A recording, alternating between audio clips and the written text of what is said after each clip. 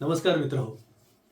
Legal advice या YouTube चॅनलमध्ये आपणा सर्वांचं मी ॲडव्होकेट नितीन वाघमारे स्वागत करतो. मित्रहो, या अगोदर आपण मॅट्रिमोनियल लॉज जे आहेत आणि त्यामध्ये काय तरतुदी आहेत, त्यामध्ये प्रामुख्यानं आपण पोटगी या विषयाशी संबंधित चर्चा करत आहोत. आणि मागच्या भागामध्ये आपण ही चर्चा केली किंवा पोटगी कशी मिळू शकते BNSच्या 144 कलमान्वये आणि त्याला डिफेंड कसं करायचं याविषयी देखील आपण पुढच्या भागात चर्चा करूयात असं म्हटलं होतं. पण पोटगीला डिफेंड करण्याअगोदर वेगवेगळ्या कायद्यानुसार पोटगीची काय तरतूद आहे हे पाहणं देखील आपल्याला खूप महत्त्वाचं आहे. तर जसं BNSSच्या 144 कलमाप्रमाणे एखादी विवाहित स्त्री जिच्या विरुद्ध सासरच्यांनी जाच केलेला आहे किंवा मुलं आहेत, मुली आहेत किंवा आईवडील आहेत, अशी पोटगी मागू शकतात. तर ही जी कन्सेप्ट आहे ही मर्यादित लोकांसाठी होती. परंतु काही लोक असे आहेत की जे लग्न न करता लग्न झाल्यासारखं एकत्रित राहतात. त्याला लिव्ह इन रिलेशनशिप म्हणतात. आणि कालांतरानं त्यांच्यात खटके उडू लागतात आणि मग त्यानंतर ते विभक्त होतात. मग अशा वेळेस लिव्ह इन रिलेशनशिपमध्ये राहत असलेल्या महिलेला काय हे आहेत कायद्यानं तरतुदी आहेत. मग त्यासाठी 2005 मध्ये डोमेस्टिक व्हायलन्स हा ॲक्ट आला. शॉर्टमध्ये आपण त्याला डोमेस्टिक व्हायलन्स ॲक्ट म्हणूयात, स्त्रियांच्या विरोधात घरगुती हिंसाचार कायदा. मग अशा वेळेस या कायद्याची व्याप्ती काय आहे?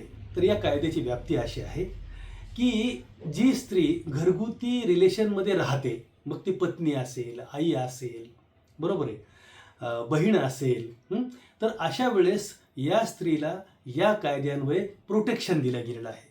जास्तीत जास्त यामध्ये जे विषय येतात किंवा जो सब्जेक्ट महत्त्वाचा आहे तो म्हणजे डोमेस्टिक रिलेशनमध्ये राहणारे स्त्री आणि पुरुष विना लग्नाचे राहत असतात.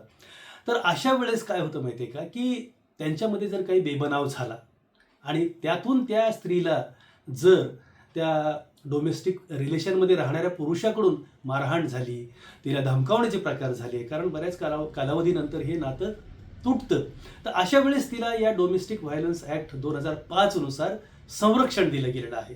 वेगवेगळ्या प्रकारचं संरक्षण दिलं गेलेलं आहे. तिला तिचं आयुष्य संरक्षित करण्याचा प्रयत्न या कायद्यानं केलेला आहे. त्यात प्रामुख्यानं काय तरतुदी आहेत?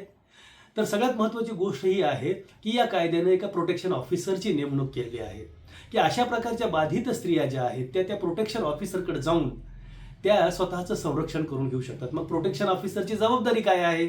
तर प्रोटेक्शन ऑफिसरनं हा घरगुती हिंसाचाराचा अहवाल जो आहे तो तिथल्या दंडाधिकाऱ्याकडे सादर करायचा आहे. कलम 12 प्रमाणे हा अहवाल दंडाधिकाऱ्याकडे सादर केला जातो आणि दंडाधिकाऱ्याकडे सादर केल्यानंतर मग दंडाधिकारी त्याची दखल घेतात आणि दंडाधिकाऱ्याला जर वाटलं की यामध्ये घरगुती हिंसाचार झालेला आहे तर मग ज्यांच्या विरुद्ध त्या स्त्रीनं तो अर्ज केलेला आहे, मग तो नवरा असेल किंवा तिची सासू असेल, नणंद असेल, दीर असेल, अशा लोकांनी मिळून जर तिच्या विरुद्ध हिंसाचार केला असेल, घरगुती हिंसाचार, तर मग अशा वेळी दखल घेतली जाते आणि त्या दखल अंतर्गत वेगवेगळ्या उपाययोजना, रेमेडीज ज्याला आपण म्हणू, त्या प्रोव्हाइड केल्या गेलेल्या आहेत त्या पीडित स्त्रीसाठी. तिला पीडित म्हटलेलं आहे कायद्यानं. तर त्या कोणकोणत्या तरतुदी आहेत, रेमेडीज आहेत, उपाययोजना आहेत ज्या अंतर्गत या पीडित स्त्रीला संरक्षण मिळतं, याविषयीची चर्चा करूयात आपण यानंतरच्या भागात.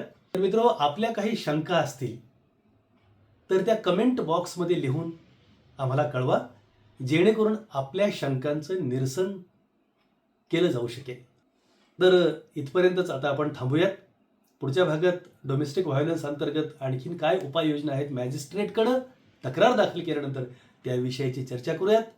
तोपर्यंत थांबूयात. नमस्कार.